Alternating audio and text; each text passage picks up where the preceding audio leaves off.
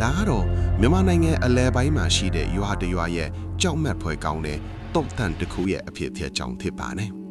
မိတ်ဆွေတို့ကြုံခဲ့ရတဲ့ထိတ်လန့်စရာthiếtရက်မှန်ဇာလန်တွေကိုလည်းကျွန်တော်စီရေးသားပေးပို့နိုင်ပါတယ်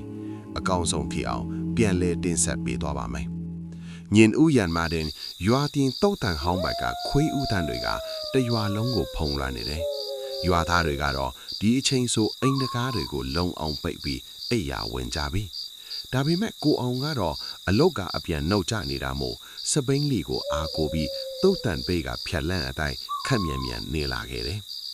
တုတ်တန်အဝင်းကညောင်ပင်ကြီးနားရောက်ခါနီးမှာပဲစပိန်ကရုတ်တရက်ဘာအကြောင်းမှမရှိပဲရပ်သွားတယ်ကိုအောင်အတင်းနှင်းကြည့်ပေမဲ့စပိန်နောက်ပြီးမှတဆုံတယောက်ကဆွဲထားတယ်လို့လေးလံနေတယ်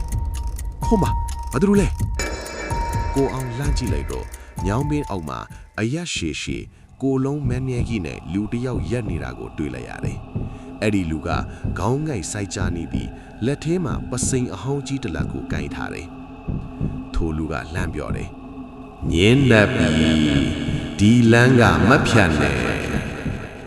အတန်းကအရှေ့ရှဲနဲ့လူတန်းထက်တကြီးတန်နေတဲ့တန်ပြားနှစ်ခုပွတ်တိုက်တန်းနဲ့ပို့တူနေတယ်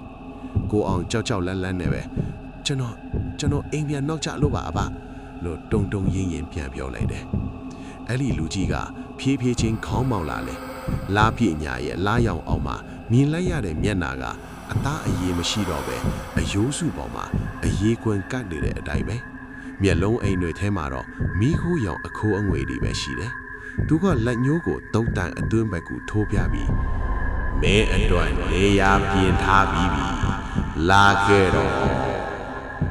အဲ့ဒီစကားအဆုံးမှာပဲကိုအောင်စပိန်တော်မှာအေးဆက်ဆက်လက်ချောင်းကြီးတွေကသူ့ပခုံးကိုလာကင်တာကိုခန်းစားလိုက်ရတယ်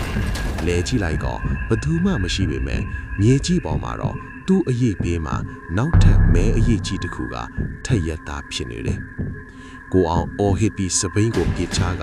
ရွာဘက်ကိုအတင်းပြေးတော့တယ်။နောက်ကနေပစိန်ကြီးကိုမြေကြီးပေါ်တရွတ်တိုင်ဆွဲလာတဲ့အတန်းကြီးကတဖြည်းဖြည်းမြည်ကပ်လာတယ်။ရွာထိပ်ကိုရောက်ခါနီးမှာပဲအတန်ကရုတ်တရက်ပျောက်သွားတယ်။ကိုအောင်အိမ်ထဲကိုအတင်းပြေးဝင်တာတကားပိတ်လိုက်ပေမဲ့